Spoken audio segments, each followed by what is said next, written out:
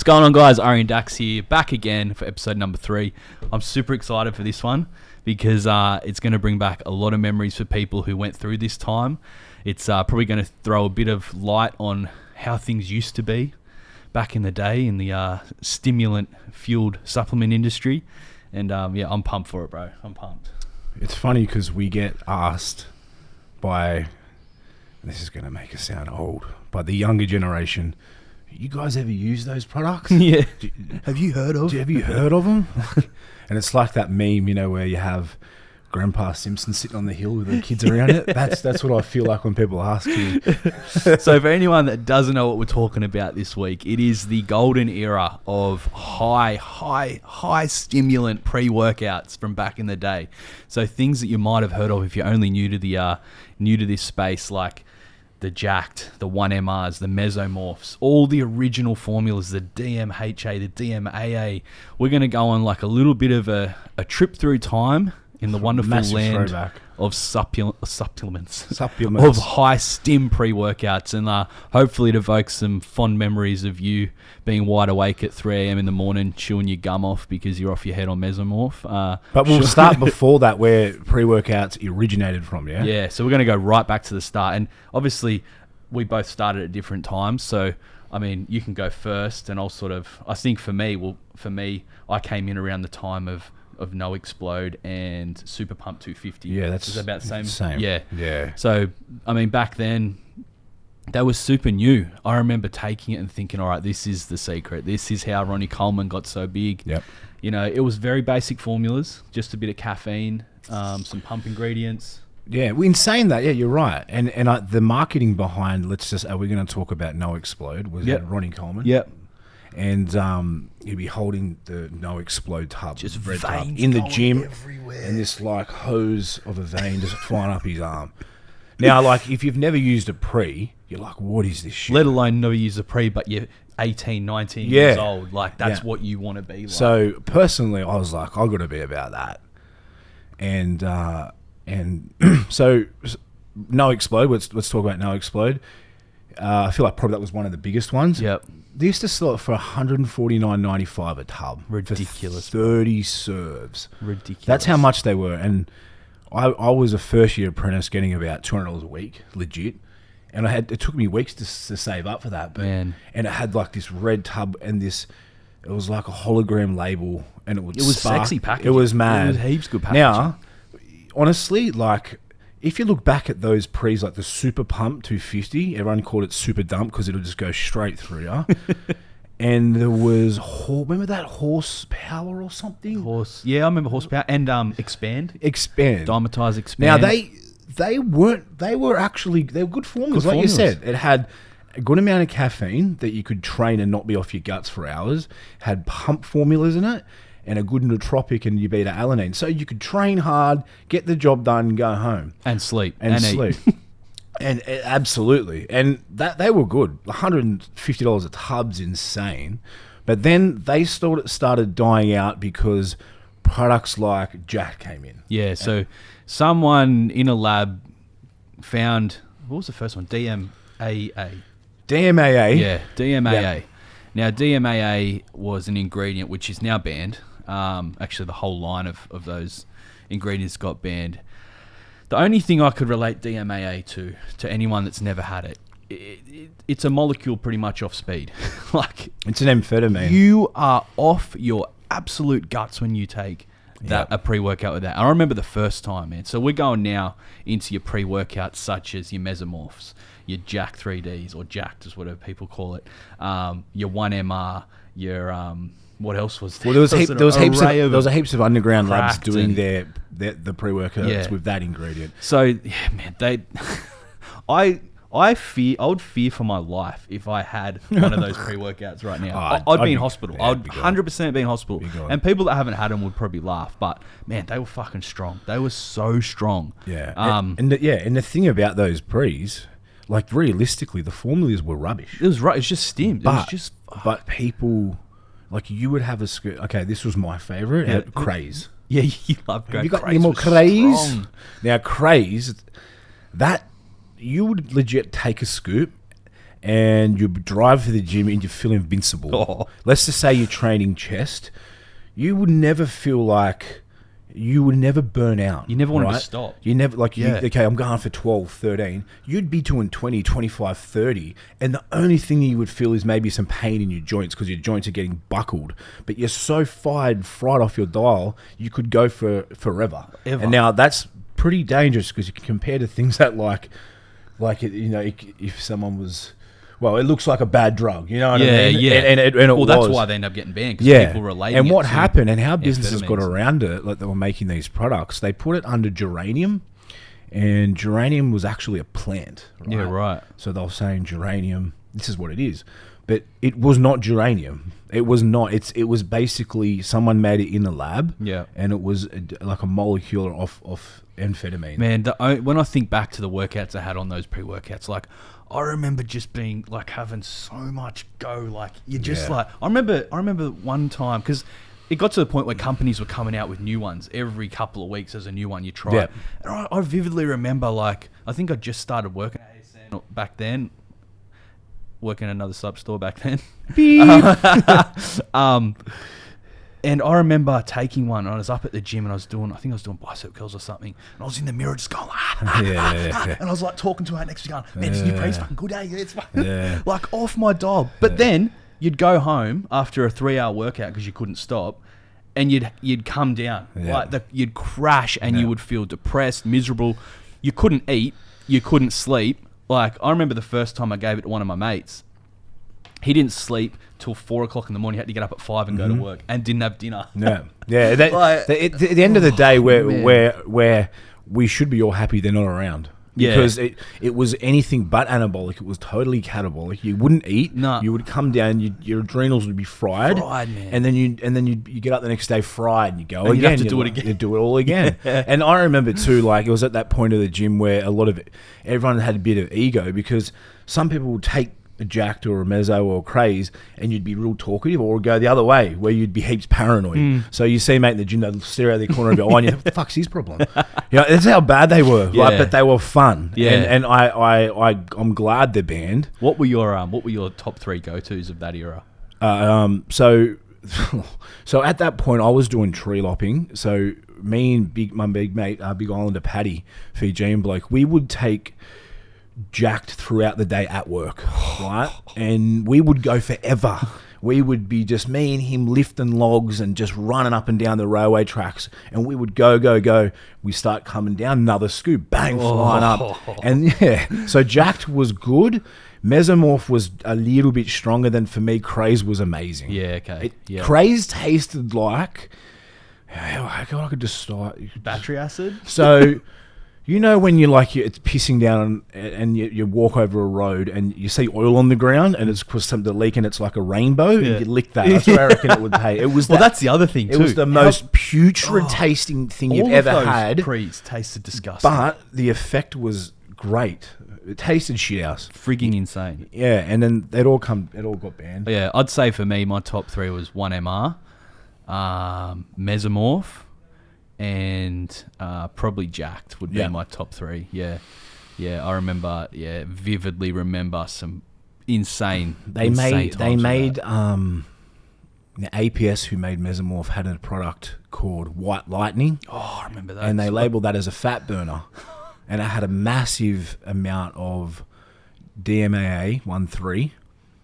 And this is where a big problem for me happened. I was getting ready for a show, and that's when Mesomorph came about. So I would get up, travel to Sydney. I would pop a White Lightning before I go, flying, right? All the way down the freeway with my eyes closed, if I could. And because the geranium, or the 1,3, would suppress your appetite so much. Like, you wouldn't even think about it. That's the thing. You wouldn't eat for 4 days. That's how you So it had no ingredients in it that would help metabolize fat. It just, you weren't hungry and you're off your head, like a mad 4-day bender. Like, you just wouldn't eat. I was just thinking, sorry. And then I was getting ready for a show. White Lightning in the morning, White Night at lunch, and then I'd have a big scoop of Mesomorph before I go to the gym. Train at night. Do that for 14 weeks. 4 weeks out from the show, they banned 1,3. right? Big Aaron Curtis took it all the way through and got banned. But I stopped it, and I was like, shit, they've banned it. What happened to me, I just went, bang, I couldn't use it anymore, and nothing else was giving me the kick. And I remember my adrenals were absolutely melted. I remember getting on stage looking pretty bad because I was so watery and high. Body would have been it was a mess. stressed, eh? It was a mess. I just remember what you previously said when you'd walk in the gym and everyone would be absolutely off their guts on this pre-workout. And the only thing I can relate it to is imagine like people who go to a festival and get absolutely off their heads on everything under the sun, but put those people in a gym doing a workout. Like that was like everyone's heads going, That's right. Going nuts. Yeah. But yeah, like you said, then they all got banned. And, you know, people were like freaking out. I remember having to have like, you know, your last sales on those products and people were coming in, stocking up like 10, 20, 30 at a time. Yeah, we had a good mate, Dmaa. He would stock up on 20 to 30 tubs of meso. You know, and they got banned and we thought, all right, that's the end of that chapter. But pretty smart.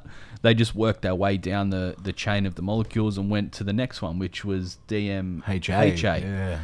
Yeah. Quite similar, probably a little less smacky, but still you're flying off your guts. And I mean, realistically, all those companies just then flipped it, took the Dmha out and replaced it with a new ingredient, and everyone just started going again. So that lasted for probably a year. Yeah, another year. Then that got banned. And then they just decided, Dynamine. Yeah. Right? It's a lot different to, you know, your DMHAs, your DMAAs, heaps different feeling. It is a lot cleaner. It's not sort of as that, you don't feel like you're completely off your gut. Still strong though. But then they got to the point where they were just like, you know what? We're just going to ban that whole chain and you can't have anything with it. And it's kind of where we're at now where, you know, people come in and go, what's your strongest pre-workout? And you're like, yeah, well, this one's got X amount of caffeine plus a couple of other stimulants in it. And kind of, I think it is a good thing for the industry, but I think there needs to be some kind of regulation on kind of what you can put in a pre-workout, because the problem that you have now is people are having 2 or 3 scoops of a pre just to get the same buzz that they were getting back in the day. I think those sort of ingredients can be used under strict supervision and guidelines. Not that I would ever take that again, because like I said, man, I could not take anything like that right now. But now if and I feel like the original Super Pump and Nxt-Pod formulas came back in now, I think they would have changed over the years, obviously. They would be mad formulas now. They would be mad, but I don't think many people would jump on them. No, but to me, I'm like, I remember using this before I fried the shit out of myself with the other stuff, and it worked well for me. Yeah. I didn't have the arms like Ronnie Coleman at all, but that's how I felt when I trained. Yeah. And then the other stuff would just turn us fucking berserk. Yeah. But yeah, no, we were talking about it the other day, and you know, I've had a lot of chats with customers, like older customers who have experienced those pre's back in the day, and you always have a good yarn, reminisce on those times. Yeah. But, bring a lot of people together, and it bring a lot of people paranoid with each other. And no one grew. You just got all catabolic, but you were flying around the gym, absolutely doing flying. PBs. Every day was a PB. Yeah. Remember that video? I don't know if you remember. I was in Anytime. I remember it. And back then, I put 5.5 plates on. Yeah. And I squatted 18 reps. Do you remember? Yeah, I remember. I was like 16. I've tried to find that video since day one. And I was going up 3-4 plates, and I said, put 5.5. I'm getting 18. I remember Greg, the trainer, goes, no, I don't think so. I said, I'll do it. Yeah. And I remember doing it, and I was natty. Yeah. I was natty as then. And like 5.5 plates. And I was flying off Craze, just bang up, bang up. And then I remember the 18th rep, I looked in the mirror, and then everything just went totally black. And then Greg pushed the bar back on, and I just hit the deck. My knees and my lower back for the next week and a half, absolute terrible. That was what I mean. Like, I couldn't feel anything. Were you tree lopping then as well? Yeah. Oh, yeah. I can only imagine. Oh, like I said, I can't squat like that these days. Yeah. You saw my knee. I rolled it the other week and it was blown up for 3 weeks. I remember we were chatting to a customer, OG customer from back in the day, like where we used to work before. I think you met him before me. And he spoke about one Agent Orange? Yeah, Agent Orange. Yeah, I'd never heard of it. I think you'd heard of it, right? Yeah, so Agent Orange, that was, and I don't think it was really ever big in Australia, but big in Europe. People were ordering, or some people in Australia had it. I never personally had it. Weird ass formula. Had like amino acids, right, in it, like good amounts, I think, and then it had ephedrine. Yeah. Ephedrine. Caffeine. And caffeine, right? And caffeine and aspirin, right? It's the ECA. That's another very well-known fat burner or energy enhancer that got you shredded. And it's ephedrine, which is basically speed. Yeah. So like that's Agent Orange, something like that. Yeah. It was the shittest label. It just had an orange on the front. Yeah. If you can find it, I'll put it up on the screen. Terrible label. Like when you compare that to something like No Explode, you're like, oh, if that was on the shelf, people are going to No Explode every day of the week. Ephedrine, caffeine, aspirin. What a stack. Oh mate, you would have been flying. Yeah. But no, that was cool. I just wanted. I think a lot of people will sort of hear this and sort of reminisce on those days. And if you didn't get into that, if you came to the party a bit late, like you're missing out, but you're not missing out. You know what I mean? Like you will live longer. Yeah, yeah. It was a great time, but the come down was not worth it. The not eating was not worth it. Not sleeping was not worth it. No. I remember stupidly stitching my mate up and giving him 2 scoops once. Like. I'd be fearing for a murder charge if I did that now, 100%. Like, the stuff was just wild. Literally, yeah, it's hard to explain it in words for people that didn't experience it, but yeah, crazy times. Now, like always, we've got a couple of questions to answer as well. We've got a couple of a few actually. Yeah. So thank you for replying to that on my story. All right, so we'll go from the top. Yeah. Mm-hmm. Any more stores opening up in the future, or you boys set with the stores? Talking about, obviously, next-gen stores. Do you want me to answer? Yeah. All right. We never really planned to open stores. It just kind of happens. I remember saying to Dax a couple of years ago, I think that's it for stores. Kind of just want to focus on other businesses that we have. But right location, right people, right time. I don't see why not. Yeah. It's like, it's not as... It's expensive. Yeah. It's not as easy as just opening a store. There's so much more behind it. I know you probably know that as well, but there's a lot to go behind it. Yeah. And I feel like for us, opening 10, 20, 30, 40 stores, it's probably not going to do us any better. It probably stresses us out more. And Right. Yeah. Like I said, I think right time, right location, right people. Yeah. Yeah. This is actually a pretty cool one. Hey. He was like, on the fast food topic, what are some of your tips or meals to get if that's the only option? So I guess and a lot of people, that's where a lot of people come unstuck. They're like, fuck, I've got to get Macca's. I've got to get Macca's or I'm in the run. Or they go out for dinner somewhere and they go, fuck, I just end up getting spaghetti and a loaf of bread. Yeah. Well, not a loaf of bread, but you know. Sounds all right. I know, I'm starving. But do you know what I mean? Yeah. So I feel, so I just come back from Hawaii myself. And I should have let loose a little bit more with food, but I'm always a little bit conscious about what I eat because I don't like the way I feel if I eat just shit food all the time. So I feel like, and what you've backed up the question was like, for example, I get no sauce or cheese to cut back on the calories. That's a simple thing to do as well, right? And you know those people, and if you're in a prep, I give you credit for it if you're rocking up to dinner or someone's house, or you go out for dinner and they've got their little plastic container. I'd personally not go. Yeah. I feel like, it's probably a little bit rude to everyone around you. Yeah, everyone just judges you and they don't get it. Just stay at home. But look, if you're not in prep and you're an everyday person just wanting to be cleaner, just choose the better options. And most places you go, and Hawaii was hard to eat clean food. Hey, it literally was. We were eating at the Cheesecake Factory like twice a day. Now, cheesecake twice a day. No, we were joking. I did have cheesecake, but we there was just options like steak, potato, and veggies. Now the potato was mashed, so it's obviously mixed with shit. But I feel like that's a better option than a hamburger, fries, and a Coke. Yeah. So it's just looking at the better options, man. And the big thing is me, if I know that it's coming with sauce, a steak, and I say, can you put it on the side? I think the other thing is don't be afraid to order off the menu. Like, they've got steak there. That's it. They got potato there. They can just give you those 100%. Yeah, like you're the customer. Instead of the chips, can you guys do me a bowl of rice? Yeah. Or a baked potato? Yeah. Majority of the time they'll be like, sweet, 100%. I even I was speaking to Nath, the Max's rep, the other day. Yeah. And he's a sucker for the I think Macca's do grilled chicken at the drive-thru. They're still doing that. He loves that, bro. He loves it. They do a grilled chicken at the drive-thru. You can just get two things of grilled chicken. I don't know what he has it with. We'll have to double check. How hard is it to grill your chicken at home? Big Nath. I love it. He hasn't got a microwave. You don't really want to eat cold chicken every day. I know you would, but I'd be going good for option, Nath. Well done. Love you. Yeah, just pick the cleaner options and don't be afraid to order off the menu. Yeah. This is a good one. What's the thing you find the hardest day to day and about what? Well, hang on, sorry. What's the thing you find hardest day to day about what you do?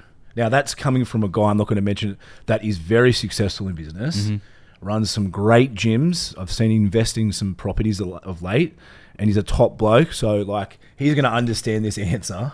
And I thought about that when he saw it. I was like, holy shit! Like, that's a really good question. And to be honest, I could sit here all day and think about the hardest thing of my day. But if we're going to talk about work-wise, it's probably trying to find a balance. It's like I try to do a million things and probably get majority of them done good, where I could just focus on doing a few things and nailing it completely. Does that make sense? Yeah, I know. I'm not saying what I'm doing is wrong and I'm stuffing it up, but it probably could be done better if I just focus on the most important tasks. Exactly right. And that's always been my problem. Yeah. Like if someone writes me a message, I'm like, fuck, I gotta write back right now. You know what I mean? Like I'm always been like, even on holidays, like I'd prep him. I had a guy prepping for a show. He'd write a message, I'd run to the Wi-Fi, bah, bah, bah, bah, and then back to it. Where if I just spent more time doing this and then get back to that, it'd work out. So that's probably the thing I find hardest to do is just trying to line up things correctly. Yeah. Because I'm a bull out of the fucking... It's a hard question, eh? Because there's so many things like... And that's what I mean. It could be an answer like, it's like, hardest thing for me is going to the gym and training. But for me, it's an easy thing because I love it. Yeah, I think it relates back to time for me too. Like, we have more than one business. And I think for me, it's allocating time to all these different businesses, so everything grows. I think it's time. It's allocating time 100%. And I see this bloke at 10:30, 11 o'clock at night on his computer. So if anyone understands that answer, it's going to be him. Yeah, that's right. Sometimes you just got to make the time. He doesn't have enough hours in his day to do it right. Yeah, that's a good question. Yeah. Do you burn out mentally, emotionally, or physically first? And how do you deal with it? They all come at once for me, man. But I know now. I know that when I feel like that, I'm like, nah, I'm having a day off tomorrow. I'm done. And, we're both so respective of that now. If I call Dax and say, like, bro, I'm burnt out, I'm having today off, he's like, sweet, man, do it. Because it's like you said, it's better to come in and do everything 100% than come in and do everything 20%. You end up making more work and burning out more down the track. So sleep is always massive. You've got to focus on your sleep. And I think you've got to make sure you're burning your energy off at the end of each day. So if you're stuck at the desk all day, make sure you do something that takes your mind away from work. But I do. I definitely do that. So to answer that question for sure. And I always know if I'm training in the morning and I'm not feeling it, I'm like, fuck, I shouldn't have been here, and I should have taken the time to sleep in a little bit more and then get up and go to work. And that always hits me on a Thursday. So now I don't train Wednesdays. I just do a little bit of cardio. I've learnt to work around it. And when I burn out mentally, I probably just get real snappy. No, I do get real snappy. Same. So I get snappy and it's frustrated and then the physical appearance of you start smashing caffeine, fuck another scoop, thinking like you're going to get on top of shit, and then you just get watery and shitty and you feel shit about yourself. These bags, right, sit on your eyeballs and there's dark around it. I know what you guys will know. It's one of them times you look in the mirror and you go, what the... Yeah, you think in the mirror and you think, fuck, like, why didn't someone tell me I look like shit? Yeah. Or a customer goes, you're tired, Dax, and that's that. That frustrates me. Don't ever tell Dax that he looks tired. Ara's mum used to do it to me all the time. And I can't even do an accent. I'm not even going to try. You look tired. And I'm like, Thanks. And you can't count in the back, staring myself in the mirror thinking, far out. How bad, eh? I hate them people say it to me. Okay, another good question. Ideal body fat percentage after an off-season to start a prep. I reckon, and it's hard, but if you can stay in an off-season between 10 and 12%, that's what your eyebrows from. Now listen, okay, 10 to 15. Now, I would say if you're well and truly about that sport and you can stay in between 10 and 12% body fat in off season, like it's going to make your run into that show so much easier. Yeah. Right? A lot of people make that mistake where I'm bulking, and we know that's fucking bullshit. Like you by eating more food and the weight on the scales is going up, it doesn't mean you put in any more muscle on. Now, it's not an excuse to have another slice of cheesecake, so you're bulking. Whatever, you're bulking it and you're in off-season, you're not even competing, then fuck, be happy and whatever. But that's cool. But if it's getting ready for a show, 10 to 12, maybe 14%, I feel like that's ideal. So basically you want a hint of ab showing. Just a, a bit of ab. Yeah. There. I've got to get about 6% this fucking showing ab. Oh, mate, I've got to get a fucking sub minus 400%. Yeah, and it's not easy to do. But if you keep your cardio up, I feel like most people who are getting ready for shows or in off season should just get up and do cardio anyway. And make sure that you're tracking what you're eating. If you're putting too much weight on at 4,500 calories, then back it to 4 and then watch your progress. And then if you're sitting at 4,000 and you're not putting any fat on, then that's your sweet spot. Yeah.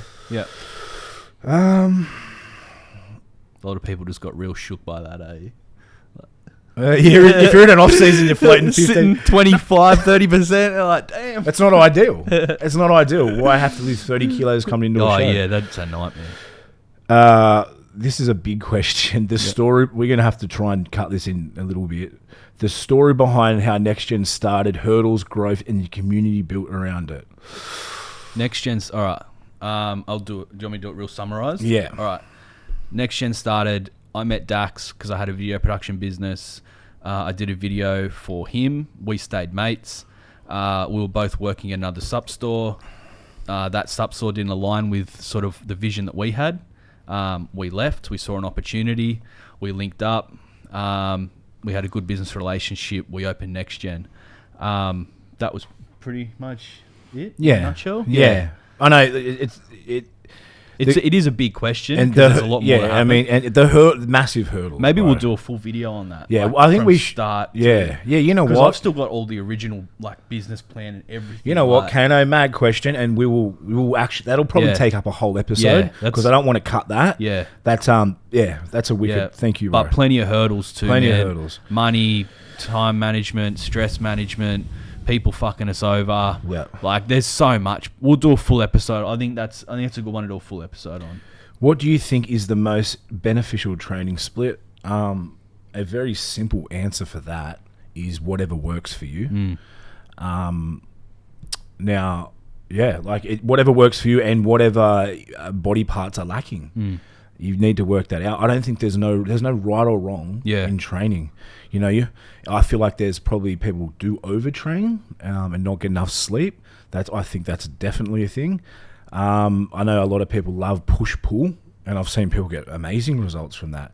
I feel like the training split for me is something like a big, and this is old school and easy, but like I'm heaps old school with training. It's like a big body part cut with a smaller body part. So like chest and bis, back and tries. And then if I hit shoulders, I always hit shoulders by itself. I take heaps more time doing shoulders, legs by itself.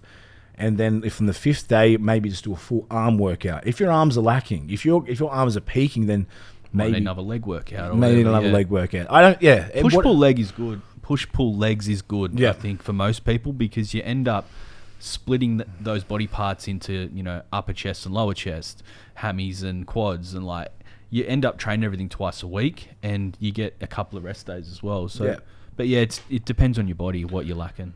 Ketogenic versus calorie deficit versus intermittent fasting, and debunk the myths. It's whatever works. Like honestly, it's calories in versus calories out. It doesn't matter how you do it. it's whatever works for you. Keto will work for some people. It's not sustainable for others. Being in a deficit all year round isn't ideal. But I feel like each sort of diet you've pointed out there has benefits. Yeah. Like if we're going to ketogenic, right? You start taking carbs out of your diet, you're going to lose weight on the scales, right? Yeah. Because carbs will obviously fill your muscle up. Is that good for bodybuilding? I don't think so. You look deflated. So that's not a benefit to it as well. And also people get a lot of like good energy from the fats in their brain. They can think clearer. I do feel clear if I wake up and go like keto brekkie. I do feel clearer through the day. Like, yeah, see, that's true. So yeah, that calorie deficit. I mean, that's just been proven to work since day dot. Like if you're trying to lose weight, lose fat, it's the fuck ups there if you're having too less calories, right? And you're doing too much cardio, or vice versa, eating too much, not doing enough cardio. Just find what works for you and what you can maintain. And intermittent fasting, another thing too. For me, I find it doesn't work because I'm fucking starving and I can't think. I find other people, they do it because it gives their digestive system a break from having so much food, right? And that's a good thing as well, because you're eating all this food and your digestive system is trying to break it down. So there you go. I hope that sort of helps you out. Big Carly Rom, what makes you strive and motivated each day to get up and work out each day, brother? What makes you strive and motivated each day to get up and work out each day? Okay, so what makes me motivated to get up and train each day is basically I love training. I was going to say that you genuinely. I genuinely love training at the gym. Yeah. I always do my best to look the best I can, and I love just being in there and having my own time. Listen to good music and building it out. Same for yourself. Yeah, for sure. Yep. Yeah. If you could only have one supplement for the rest of your life, what would it be and why? Protein powder. It's tasty. You can mix it in a bunch of meals. And, if World War III came and you needed something, that's the one I'd go to. Yeah. Protein powder. Yeah. I feel like that, and why? Because you could survive on it. Especially magic weight. Yeah, if we're gonna say no protein powder, I'm probably gonna say like a cortisol inhibitor, something for sleep, something for stress, sleep, like Restore or Hard. Yeah, for sure. Yeah. Do you think people can overcomplicate nutrition with healthy recipes and if it's your macros? 100%. But like, again, some of these people just like doing that. Like we're happy eating plain rice and chicken. Like most people who are into that sort of lifestyle, they don't give a fuck what they're eating. But for newbies and people who are coming into this space, they need taste, they need flavor, they need to mix it up. So if that works for them, 100%. But yeah, I think a lot of people overcomplicate things. It's so basic. Like, you see this someone upload like their meal for the day and the efforts they've gone to create this meal, and I'm like, fuck, that could have quit, and it could have taken a good solid hour. Like, why overcomplicate it? I just think but if you've made your meal look amazing and it tastes good, then fuck, props to you, 100%. It's not for me. I couldn't be bothered with the cleanup, man. Like knives and chopping boards. And all that, like, man. Yeah. And then what else do we have? Why did you tell the ball and chain to do another comp? Because Loz, he loves the sport. This is Brownie. It's Brownie. Yeah, okay. He's probably the biggest I've ever seen him. He's looking sensational, and he wants to give it a red hot crack. Yes, he better pull his heading when he's competing the last couple of weeks and not be an arsehole. And I feel he may have changed his ways this time around, and I feel sorry for you a little bit, but I know that you can put it and give him shit back and pull him in line. We'll get him eating those veggies. Loz, you just need to be in the crowd like that little meme where it's like, Hercules! Oh, Hercules! Loz is a good supporter.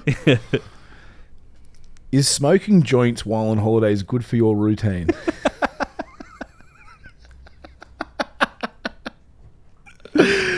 Is it good for your routine? I don't know.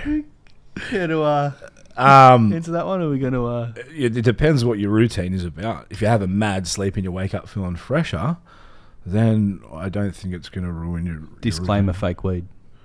Yeah. I can't talk by experience. Awesome. Another question. Overtraining impacts how important are rest days? Less is sometimes more. So, you go. No, you're all right. Go. Okay, so overtraining impacts. So, I can never get this lid on the bloody thing. Overtraining. Okay, so I feel like that is a big thing, and we touched on that before. The impacts overtraining will have is obviously you're gonna feel like shit, right? Your joints are sore, everything's not recovering, you're probably not getting enough sleep, and it can interfere with other parts of your life, i.e. work and stuff like that. Even like if you got a partner, your sex life and everything too. Absolutely. As a male, your testosterone will drop. Stress goes up, cortisol goes up, testosterone goes down, your sex drive hits the deck. You actually put more weight on than you think. Doing another 2 hours cardio when literally just having a rest could probably work out better for how you look and feel. So it has an impact on physically and mentally as well. I think it's a big thing. And I it's hard because a lot of people love to train at the gym, right? You love it, you get there. But if you're end of the day you want amazing and the best results you can get, you need to have those rest days and try find something else to do on those days. That's pretty much all the questions there. Cool. There was some rippers in there. There was some really, really good ones. Yeah. Well, yeah. Anything else you want to cover? Oh, there is one more. We've got enough time. Yeah. Another good one by Kano. Why consistency with diet matters. Now, right? Why is it important to be consistent when eating good foods if your goal is to be healthier, stronger, leaner, bigger, whatever you're trying to do? The simple thing is food is everything, right? And we touched on this last podcast of the old school thing. You are what you eat. Being consistent with eating good foods day in and day out, basing around good sleep, is so important to get the results because you're giving good food to fuel your body to work better as well. So not also are we trying to have good nutrition to be healthier as well, but good for gut health that's going to make you feel better by serotonin release as well. So being consistent with anything in life is always a good thing. If you've got a goal, you've got to be consistent. So I feel like food is number one if you have a goal to look bigger and better in the gym. Let's be honest, right? Yeah, it all starts with that. So it's massively important. Massively important. I think there's...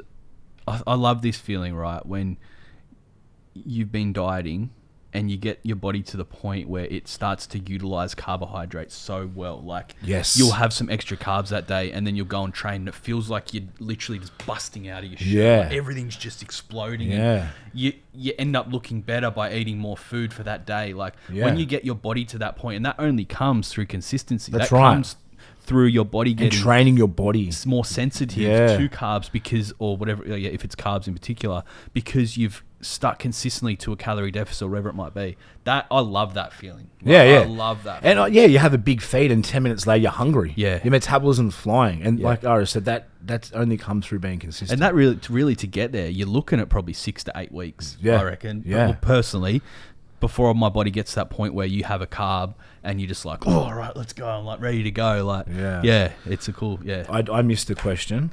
Yeah. The reason behind pre and post training foods. I think it's simple. And a lot of people do overcomplicate this. I feel like fueling your body for a big workout for the energy is very important so you can train longer and harder while you're in the gym.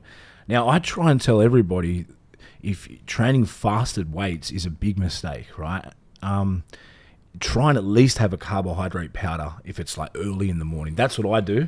I actually don't eat, but I have a good scoop of like cluster dextrin before I train. So my body has fuel and it's not just relying off caffeine, right? Because it needs more fuel to train harder. You know what I mean? So if you can at least have a banana or something, or even better, have a good solid meal an hour or a little bit before you train that's easily digestible is massively important. Now,